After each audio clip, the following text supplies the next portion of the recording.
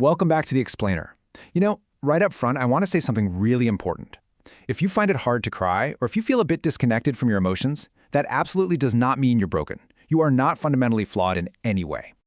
We're making this explainer specifically for those of you who maybe just want to feel a little less far away from your own lives. And I want to emphasize, this is completely optional. This is a choice, not a mandate.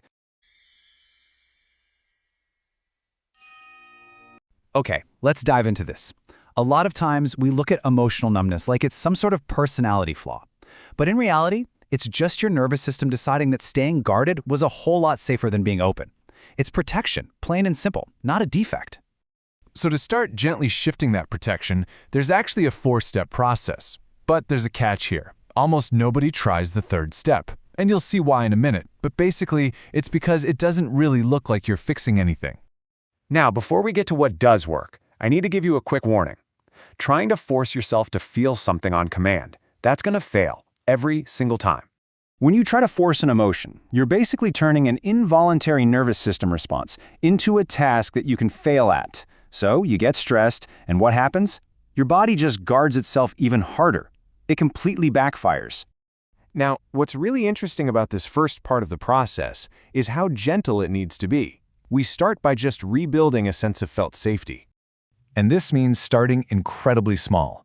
We're talking about low-stakes doses of emotional openness where there's almost zero real risk. Things like watching a sad movie, listening to a moving piece of music, or even just sitting quietly with a memory. And importantly, you're doing this without trying to force yourself to cry. It's all about teaching your nervous system that softening isn't dangerous. These tiny, repeated moments actually start to rebuild your baseline of safety. Once that safety starts to build, we move into looking at the actual avoidance. We need to get specific about what exactly we're pulling away from. Because if avoidant attachment is in play here, the actual block usually isn't the tears at all. The real block is what those tears represent: vulnerability, the fear of depending on or needing someone else. So you have to explicitly name this fear to yourself. Literally saying something like, letting someone see me like this feels unsafe. By doing that, you're separating the cognitive fear from that automatic physical reflex, and that's how you start breaking the pattern. So the crucial point is right here. This is the unexpected part of the process that brings it all together. Like I mentioned earlier, this is the step almost nobody tries. And to understand why, let's be really clear about what it is not. It's not forcing a deep, heavy conversation, and it's definitely not setting up a highly vulnerable, pressurized moment. What it actually is incredibly simple. It's just spending real, unstructured time with trusted people on a regular basis. No agenda, just consistent, low-pressure closeness. And here's the amazing thing. Attachment researchers have found that this kind of repeated connection shifts avoidant patterns far more effectively than any single dramatic breakthrough moment ever could. Connection itself does the heavy lifting. But there's a catch, right? It really doesn't feel like progress while you're doing it. And that is exactly why people skip it. They quit before they notice that it actually worked, and their internal guard is starting to come down.